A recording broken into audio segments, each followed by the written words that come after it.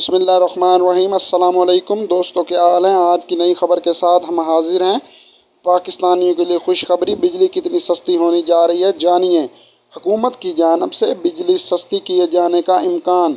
तफसीलात के मुताबिक हुकूमत की जानब से बिजली के फ़ी यूनिट में 62 से 68 पैसे फ़ी यूनिट सस्ती किए जाने का इम्कान ज़ाहिर किया गया है।